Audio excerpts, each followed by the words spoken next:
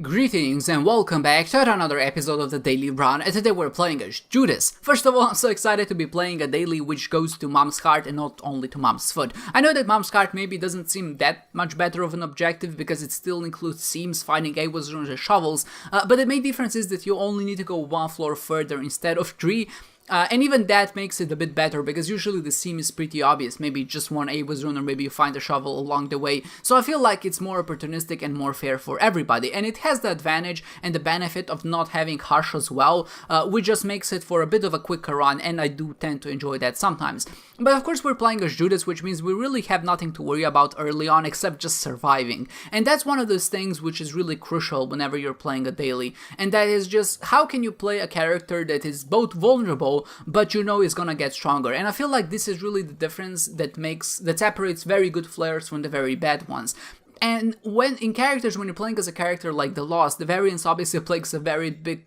role in just how you're going to survive. When you're playing a character like Judas, I feel like we're more on the level playing ground, and it's a bit more fair for everyone involved. And now we're essentially trying to get through those initial 2, maybe 3 floors, and after that we know we're gonna be in a good position. So how can we maximize those odds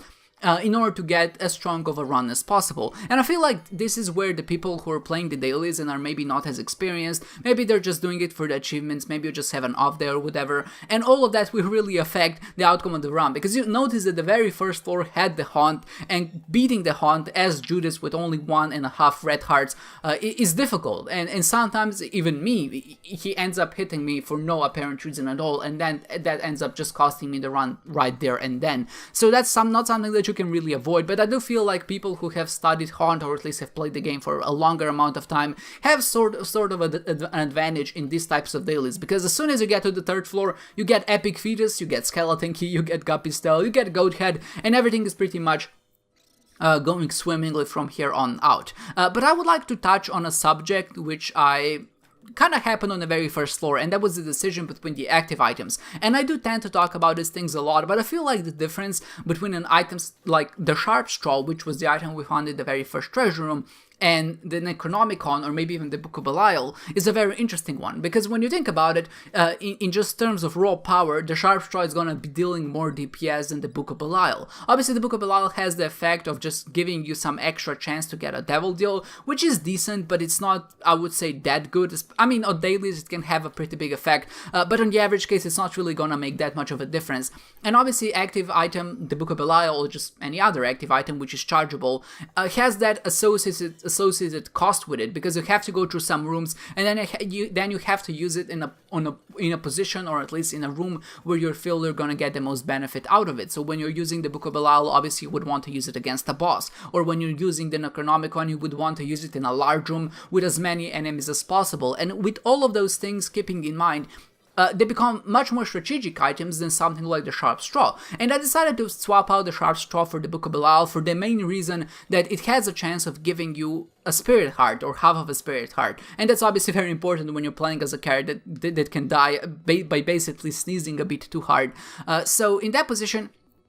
I felt like the Sharp Straw is not only gonna help me out in my health situation, it's also gonna help me with crowd control, which is usually the biggest contributor to what ends up hitting you in the very first rooms. And the Sharp Straw really works as an item that doesn't deal damage that isn't too overwhelming, but it just helps you out. It just reduces the amounts of hit that enemies take by 1 or 2. And if your run is strong enough that you're one-shotting enemies with the usage of the active item, then you probably don't need the Sharp Straw as well, because I think it deals something like 2/3 of your overall damage, or maybe even just a half or whatever, but it does scale with your damage, so that makes it much more powerful than something like the Necronomicon, which is always just a static 40 damage, and that can be really useful early on because it one-shots most enemies, but in the case of the Sharp Straw, it has that extra added benefit that you can use it every single time. So instead of you thinking about when am I supposed to use it, should I save it for a big room with a lot of enemies, should I save it for boss rush or whatever, you don't have to think, you just basically use it whenever. And in fact, it's actually better to use it whenever you possibly can, because that maximizes the effectiveness of that item. So I feel like just adding that little extra detail really changes the outcome or how we see the item in the first place. Then the Necronomicon is severely underpowered in my opinion. Having a 6-room charge on an effect which can admittedly clear a whole room is just not that good. It doesn't really give too much bang of your buck, and considering the items like sharp straws exist, which is really just a better version of that item, it's kind of discouraging. But when you think about it, it does make a big of a difference in just how you use it. And I feel like just because of that innate charging difficulty that you have to put in the work in order to get the charges, it makes the items that have a long room charge, 6 room, 5, there's no 5 room charges, 4 room charges, it makes them much more difficult to use, and of course much more difficult to use efficiently. So I guess that's why we associated them with some negative thoughts or some values, which really maybe have no merit. But in the very second place, I would much rather have an item which recharges constantly, just because it makes the gameplay feel a little bit more dynamic. It just makes it more exciting. You have another thing to do besides just dodge and drop bombs on enemies. It gives you something to use, and of course when you're in a room, when you're in a position where there's a lot of enemies in the room, it can be really satisfying to use that straw and then use it maybe multiple times throughout the fight. It also feels good to just use it against a single target, which is something you would never do with an Necronomicon just because you're wasting charges, and considering that you can do that with a sharp straw just makes it feel that much better of an item. But I'm not trying to compare it, saying that Necronomicon is bad or not. I'm just trying to point out the difference in the innate difference of the items and how they work, and how I feel that affects the game as a whole. You notice that I didn't really talk about that much about the game in itself, and that's mainly because there's really nothing much to talk about. We got epic features early on, we got technology, now we got brimstone, and now we're rolling. We really don't need anything else in order to get through this run. Every time a bomb drops, not only are we dealing an insane amount of damage, we're also dealing an insane amount of damage with brimstone, and if we drop that on the center of the enemy of practically any boss in the game, we'll pretty much one-shot him. So now it's mostly about just getting through, trying not to get hit as much as possible, and since I have a breaking opportunity already available to me, I really wasn't too worried about my prospects of a good run or a good score in the end. And the way I'm gonna get my Shrek bonus here, or at least to get as many consumables as possible, is with the usage of the jar and the humbling bundle. And maybe you haven't heard of this before, but the jar has this weird property, is when you pick up hearts in a jar, you actually gain points, but when you drop the hearts from the jar, you don't lose any points at all, which means that you can kind of keep doing that, and you can keep picking the hearts up, and you're just gonna keep getting score and points until eventually it's gonna hit the soft cap, and then you're just not gonna be left with anything else. And when you have something like the humbling bundle, what ends up happening is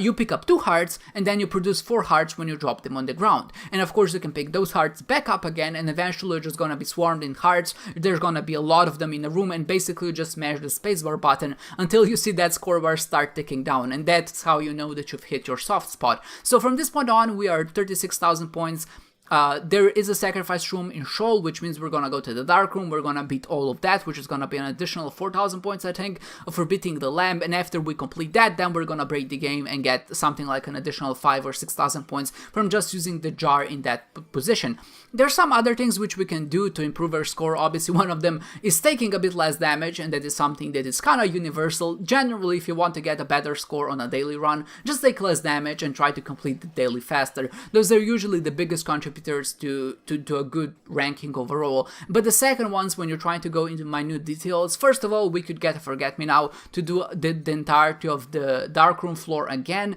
or maybe the second part is try to get as many health containers as possible, and try to get golden hearts, because they stack on top of your existing swag bonus, and that will just give you a bit more points overall. And maybe the last one is using the clicker to get rid of the items. And if you don't know what the clicker is essentially an item that transforms your character into another character, but every time you transform, you lose one item that you own. So ideally what we would do is have a room with a lot of battery charges at the end, we would complete the entirety of the floor, and then we would use the clicker to get rid of all of our items. We would gain something like 2,000 points that way, and then we would pick up the trophy. And you know, that doesn't seem maybe like a lot of points, and maybe doesn't seem like it would affect that much, but when you're playing a daily like this, which is pretty much universally strong for everyone,